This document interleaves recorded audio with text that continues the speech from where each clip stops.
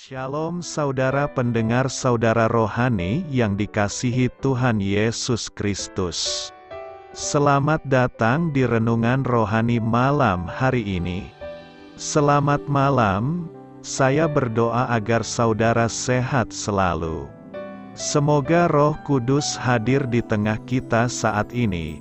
Sebelum kita mulai renungan malam ini, marilah kita bersama-sama berdoa. Bapa kami yang di surga, Bapa di dalam nama Tuhan Yesus Kristus, kami sungguh mengucap syukur, ya Tuhan, oleh karena Engkau sangat baik buat kami. Engkau ada bersama kami dan menopang hidup kami di siang hari dan di malam hari. Engkau ada bersama-sama dan menyertai kami. Tuhan, kami memuji dan bersyukur kepadamu pada malam hari ini, kami masih bisa berkumpul di rumah kami yang kecil ini. Tuhan, saat ini kami hendak mendengarkan firman-Mu. Berilah pengetahuan dan bimbinglah hamba-Mu ini agar apa yang Engkau firmankan dapat bekerja sesuai kehendak-Mu. Buat kami jemaat-Mu, bukalah hati dan pikiran kami untuk mendengar dan menerima firman-Mu. Kiranya firman-Mu ini dapat menjadi berkat bagi kami. Berbicaralah Tuhan, kami sudah siap menerima firman-Mu. Di dalam nama Tuhan Yesus Kristus kami berdoa dan mengucap syukur. Amin. Sahabat saudara rohani, pembacaan ayat emas Alkitab renungan kita malam hari ini. Nats pilihan kita adalah, berfirmanlah Tuhan kepada Gideon, selamatlah engkau, jangan takut. Tertulis dalam kitab Hakim-Hakim 6 ayat 23, kata kunci renungan pada malam ini adalah, dari cacing hingga perang. Dan bacaan kita pada malam ini terambil dari kitab Hakim-Hakim 6 ayat 11 sampai dengan ayat 16 dan ayat 33 sampai dengan ayat 40. Kemudian datanglah malaikat Tuhan dan duduk di bawah pohon tarbantin di Ofra, kepunyaan Yoas, orang Abiezer itu, sedang Gideon, anaknya, mengirik gandum dalam tempat pemerasan anggur, agar tersembunyi bagi orang Midian. Malaikat Tuhan menampakkan diri kepadanya dan berfirman kepadanya, demikian, Tuhan menyertai engkau, ya pahlawan yang gagah berani. Jawab Gideon kepadanya, ah, Tuanku, jika Tuhan menyertai kami, mengapa semuanya ini menimpa kami? Di manakah segala perbuatan-perbuatannya yang ajaib yang diceritakan oleh nenek moyang kami kepada kami? Ketika mereka berkata, bukankah Tuhan telah menuntun kita keluar dari Mesir? Tetapi sekarang Tuhan membuang kami dan menyerahkan kami ke dalam cengkeraman orang Midian. Lalu berpalinglah Tuhan kepadanya dan berfirman, pergilah dengan kekuatanmu ini dan selamatkanlah orang Israel dari cengkeraman orang Midian. Bukankah aku mengutus engkau? Tetapi jawabnya kepadanya, ah Tuhanku, dengan apakah akan kuselamatkan orang Israel? Ketahuilah, kaumku adalah yang paling kecil di antara suku Manasye dan aku pun seorang yang paling muda di antara kaum keluargaku. Berfirmanlah Tuhan kepadanya, tetapi akulah yang menyertai engkau, sebab itu engkau akan memukul kalah orang Midian itu sampai habis. Seluruh orang Midian dan orang Amalek dan orang-orang dari sebelah timur telah berkumpul bersama-sama. Mereka telah menyeberang dan berkemah di lembah Yizril. Pada waktu itu roh Tuhan menguasai Gideon. Ditiupnyalah sangkakala dan orang-orang Abiezer dikerahkan untuk mengikuti dia. Juga dikirimnya pesan kepada seluruh suku Manasye dan orang-orang ini pun dikerahkan untuk mengikuti dia. Dikirimnya pula pesan kepada suku Asher, Zebulon dan Naftali, dan orang-orang ini pun maju untuk menggabungkan diri dengan mereka. Kemudian berkatalah Gideon kepada Allah, "Jika engkau mau menyelamatkan orang Israel dengan perantaraanku, seperti yang kau firmankan itu, maka aku membentangkan guntingan bulu domba di tempat pengirikan, apabila hanya di atas guntingan bulu itu ada embun, tetapi seluruh tanah di situ tinggal kering. Maka tahulah aku, bahwa engkau mau menyelamatkan orang Israel dengan perantaraanku, seperti yang kau firmankan." Dan demikianlah terjadi. Sebab keesokan harinya pagi-pagi ia bangun, dipulasnya guntingan bulu itu dan diperasnya air embun dari guntingan bulu itu, secawan penuh air. Lalu berkatalah Gideon kepada Allah, "Janganlah kiranya murkamu bangkit terhadap aku, apabila aku berkata lagi, 'Sekali ini saja, biarkanlah aku satu kali lagi saja mengambil percobaan dengan guntingan bulu itu.' Sekiranya yang kering hanya guntingan bulu itu, dan di atas seluruh tanah itu ada embun." Dan demikianlah diperbuat Allah pada malam itu, sebab hanya guntingan bulu itu yang kering, dan di atas seluruh tanah itu ada embun. Terambil dari kitab Hakim-Hakim 6 ayat 11 sampai dengan ayat 16, dan ayat 33 sampai dengan ayat 40. Topik dari ayat emas renungan kita adalah, untuk mengusir ketakutan dari hidup Anda percayalah kepada Allah yang hidup. Mari kita mulai renungan malam kita. Untuk memulai hal baik, serahkanlah segala sesuatu hanya kepada Tuhan. Mari kita mulai segmen kisah inspiratif. Kleotis, 10 tahun, baru pertama kali memancing. Sewaktu melongok ke dalam kaleng umpan, ia tampak enggan untuk memulai. Akhirnya ia berkata kepada suami saya, "Tolong." Saat suami saya bertanya apa masalahnya, Kleotis menjawab, "Saya takut cacing." Ketakutan telah membuatnya tidak mampu bertindak. Ketakutan pun dapat melumpuhkan orang dewasa.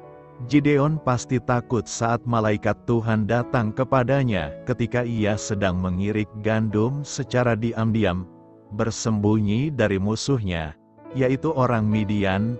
Sang malaikat berkata bahwa ia telah dipilih oleh Allah untuk memimpin umatnya di dalam peperangan. Bagaimana tanggapan Gideon? "Ah Tuhanku, dengan apakah akan kuselamatkan orang Israel? Ketahuilah, kaumku adalah yang paling kecil di antara suku Manasye, dan aku pun seorang yang paling muda di antara kaum keluargaku." Setelah Tuhan meyakinkan bahwa Dia akan menyertainya, Gideon masih tampak takut dan meminta tanda bahwa dia benar-benar akan memakai dirinya untuk menyelamatkan orang Israel seperti yang dijanjikannya. Dan Allah menanggapi permintaan Gideon.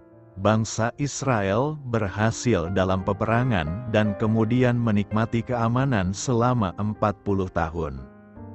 Kita semua memiliki berbagai macam ketakutan, mulai dari ketakutan terhadap cacing hingga ketakutan akan peperangan. Kisah Gideon mengajar kita untuk meyakini satu hal: jika Allah meminta kita untuk melakukan sesuatu, Dia akan memberi kita kekuatan dan kuasa untuk melakukannya. Panggilan Gideon. Hakim-Hakim 6 ayat 23 sampai dengan ayat 24, berkata, "Tetapi berfirmanlah Tuhan kepadanya, selamatlah engkau. Jangan takut, engkau tidak akan mati."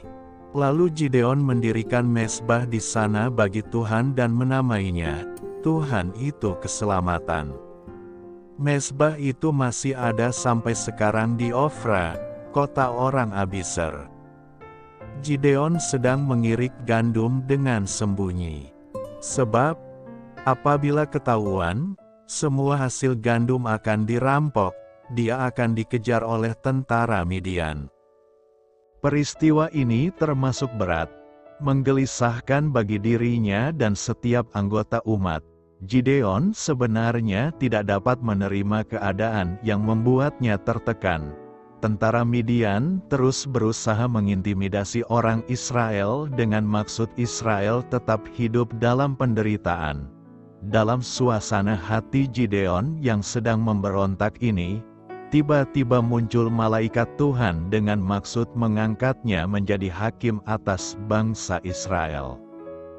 Gideon mengungkapkan kekecewaannya secara terbuka kepada malaikat Tuhan dan ketidaksanggupannya.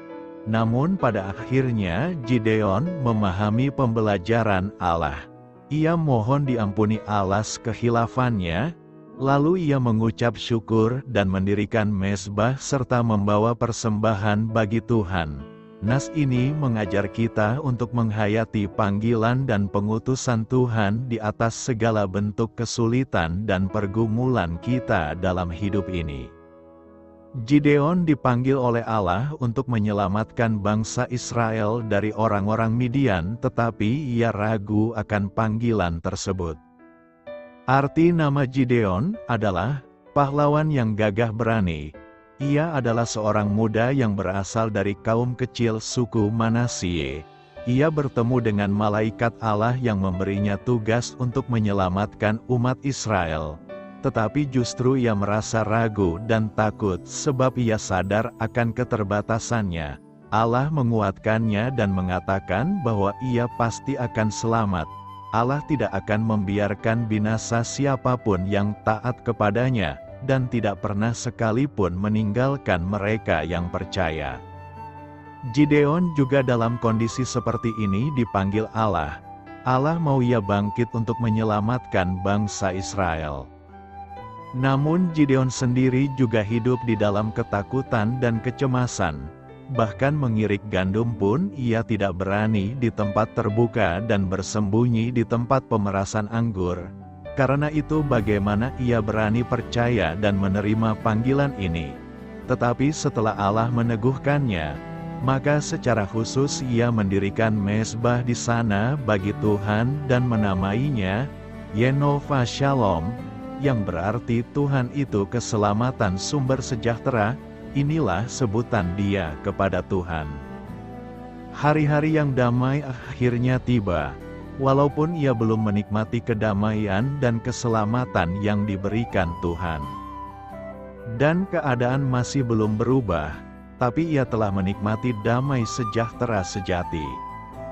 Inilah damai sejahtera yang dimaksud di sini, bukan seperti damai sejahtera yang kita bicarakan pada umumnya, yang hanya mengacu kepada tidak ada penyakit, tidak ada bencana dan tanpa kesulitan. Semuanya sesuai harapan kita, semuanya lancar, aman sentosa. Tentu saja semua ini damai sejahtera juga, tapi damai sejahtera seperti ini hanya luar saja dan sementara, dan akan menghilang dengan mudah dipengaruhi oleh hal-hal dari luar. Tidak dapat menikmati damai sejahtera sejati itu.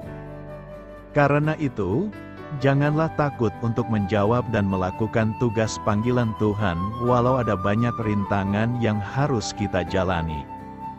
Siapakah Gideon dalam Alkitab? Gideon adalah hakim kelima dan terkenal sebagai hakim terbesar di Israel. Kisah hidupnya dicatat dalam Hakim-Hakim 6 ayat 11 sampai dengan Hakim-Hakim 8 ayat 32. Latar belakang biografi Gideon dimulai dengan kehancuran bangsa Israel yang dilakukan oleh bangsa Midian sebagai akibat dari ketidaktaatan Israel kepada Tuhan. Selama 7 tahun mereka menghadapi invasi dari orang Midian, Amalek, dan orang asing dari timur yang merusak tanaman dan ternak mereka. Disiplin Allah melalui bangsa-bangsa asing menyebabkan bangsa Israel berseru meminta pertolongan Allah. Allah mengutus mereka seorang nabi untuk mengingatkan mereka akan betapa Allah yang esa telah menyediakan kebutuhan mereka di masa lalu dan betapa cepatnya mereka meninggalkan Dia. Tuhan mendengar tangisan mereka dan dengan penuh kasih turun tangan untuk menyelamatkan umat-Nya. Dia memulai dengan mengutus malaikat Tuhan kepada Gideon untuk memanggilnya untuk bekerja. Gideon, yang namanya berarti penebang atau penebang pohon, berasal dari keluarga Abiezer yang tidak terpandang, dan dia menganggap dirinya tidak layak untuk melayani Tuhan. Selama percakapannya dengan malaikat, Gideon menjadi jelas bahwa dia sedang berbicara kepada Tuhan sendiri. Namun Gideon membutuhkan bukti yang pasti bahwa Allah lah yang memanggilnya untuk menjalankan tugas ilahi memimpin pasukan militer melawan Midian. Gideon meminta malaikat Tuhan untuk tetap di tempatnya sementara Gideon pergi menyiapkan makanan. Gideon kembali dengan membawa makanan yang ia taruh di atas batu. Lalu Allah memberi isyarat, malaikat Tuhan menyentuh daging dan roti tidak beragi itu dengan ujung tongkat yang ada di tangannya. Api berkobar dari batu, memakan daging dan roti. Lalu malaikat Tuhan lenyap. Gideon membangun sebuah mezbah di tempat itu dan menamakannya Tuhan Damai Sejahtera, karena dia telah melihat Allah dan tidak mati. Pada malam yang sama, Gideon menghancurkan mezbah Baal dan tiang Asyera milik ayahnya.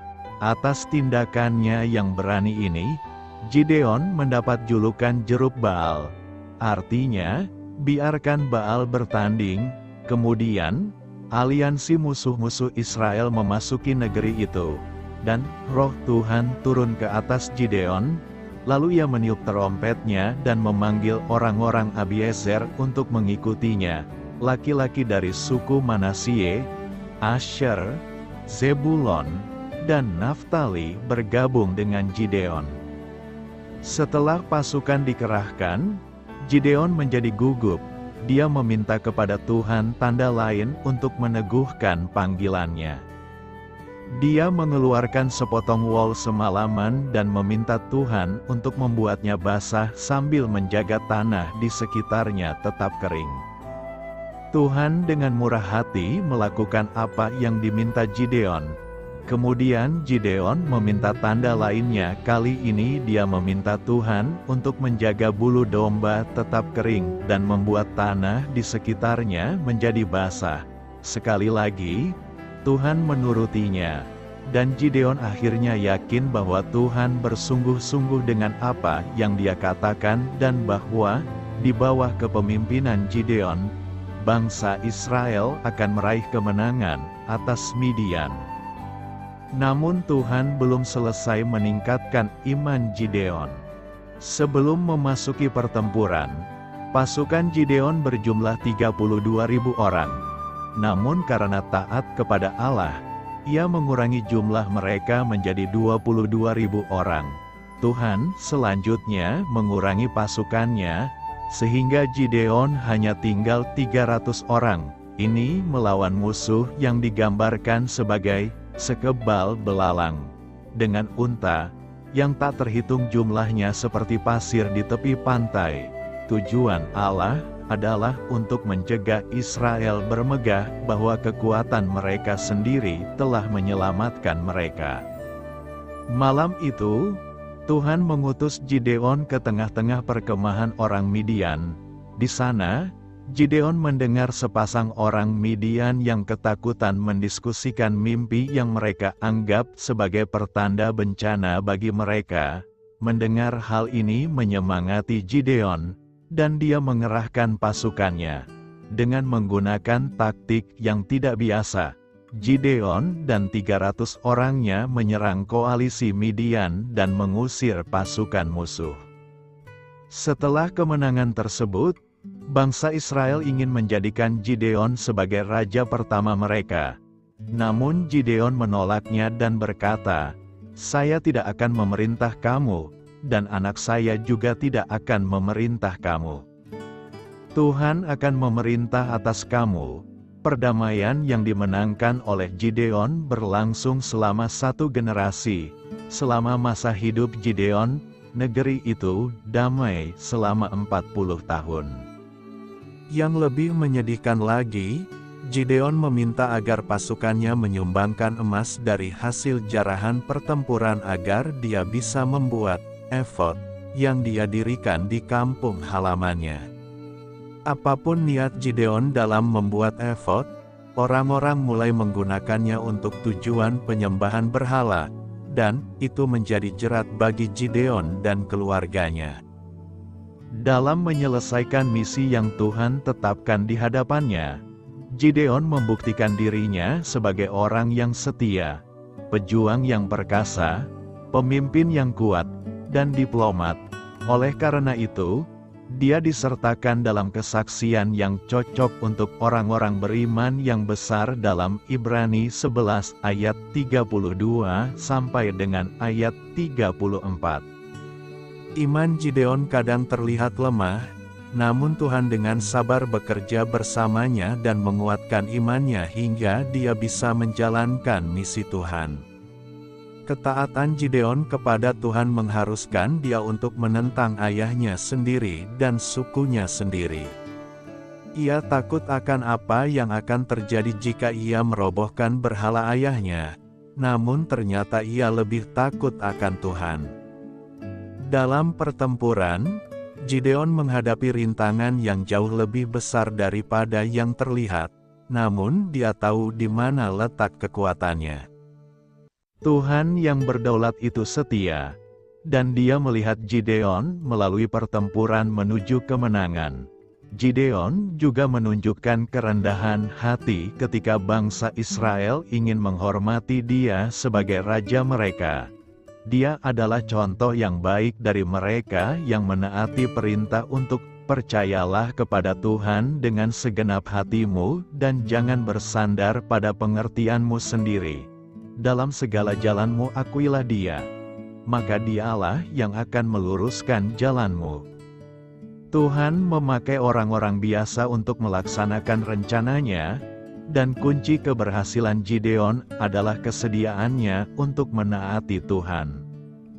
Gideon berubah dari seorang yang bersembunyi, mengirik gandum di kaki bukit tanpa terlihat oleh musuh, menjadi menaklukkan musuh yang sama dalam pertempuran. Namun, dia berhati-hati untuk memastikan bahwa itu adalah kehendak Tuhan yang dia patuhi. Seperti yang ditulis Rasul Paulus, jangan lagi mengikuti pola dunia ini, tetapi jadilah diubahkan oleh pembaharuan budimu. Maka kamu akan mampu menguji dan menyetujui apa yang menjadi kehendak Allah, kehendaknya yang baik, berkenan dan sempurna. Beritakanlah Injil kepada segala makhluk. Hormatilah semua orang. Selamat beristirahat malam dalam kasih setia Tuhan. Doa saya menyertai saudara sekalian. Mari bertumbuh dalam iman bersama saudara rohani. Saya memberkati Anda, agar sewaktu Anda mencarinya dari Dia, Bapa Surgawi Anda akan memberikan bagi Anda roti harian Anda. Dalam nama Yesus Kristus, Tuhan yang berkuasa atas alam semesta dan menuntun kita kepada iman yang menyelamatkan, Tuhan Yesus menyertai senantiasa. Terima kasih sudah berkenan mendengarkan renungan malam saudara rohani. Tuhan memberkati. Amin.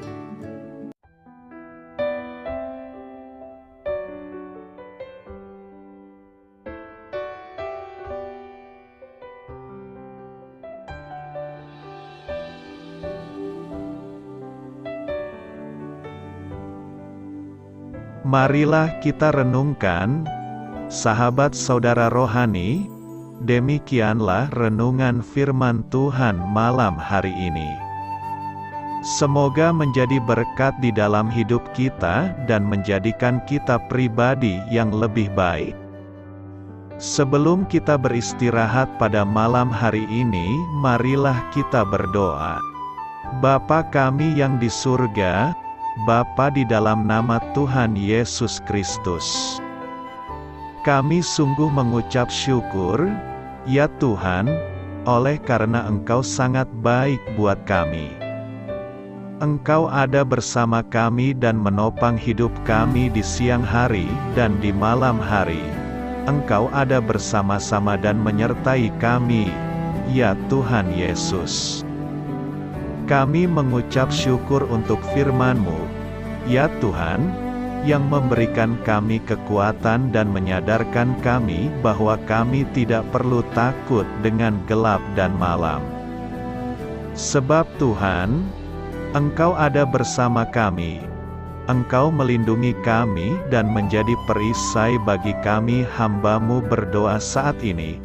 Tuhan, untuk setiap pendengar renungan ini yang mengalami ketakutan, kecemasan, kegelisahan, pada situasi gelap dan malam hari di dalam nama Tuhan Yesus Kristus. Kuasa Tuhan melepaskan mereka dari segala ikatan roh-roh ketakutan yang mengikat mereka saat ini. Tuhan melepaskan setiap anak-anak-Mu dari segala rasa takut dan kecemasan. Di dalam nama Tuhan Yesus segala kuasa-kuasa roh jahat, kuasa setan iblis yang mengganggu anak-anak-Mu, ya Tuhan, tolong hancurkan dan halaukan dengan kuasa-Mu. Dalam nama Tuhan Yesus Kristus, berkati setiap kami anak-anak-Mu, ya Tuhan, dan lindungilah kami. Kami aman di dalam Engkau. Ya Tuhan, penuhilah setiap hati kami dengan keberanian, damai sejahtera, dan sukacita serta ketenangan yang dari Tuhan. Berkati kami di malam hari ini, saat kami tidur dan beristirahat. Kuasa-Mu, ya Tuhan, menaungi setiap kami, memberkati dan melindungi kami. Bangunkanlah kami kembali besok pagi dengan kekuatan yang baru.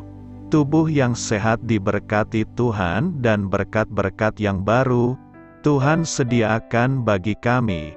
Terima kasih, ya Tuhan, kami sungguh mengucap syukur untuk firman-Mu yang menguatkan kami. Dalam nama Tuhan Yesus Kristus Juru Selamat kami, Bapa kami yang baik, kami mengucap syukur dan berdoa haleluya. Amin. Biarlah firman Tuhan menjadi pengingat untuk kita semua, bahwa tuntunan dari Roh Kudus akan selalu memberi jalan keluar bagi setiap permasalahan hidup kita, dan memberi kedamaian di hati kita. Amin. Sampai jumpa di renungan malam saudara rohani berikutnya.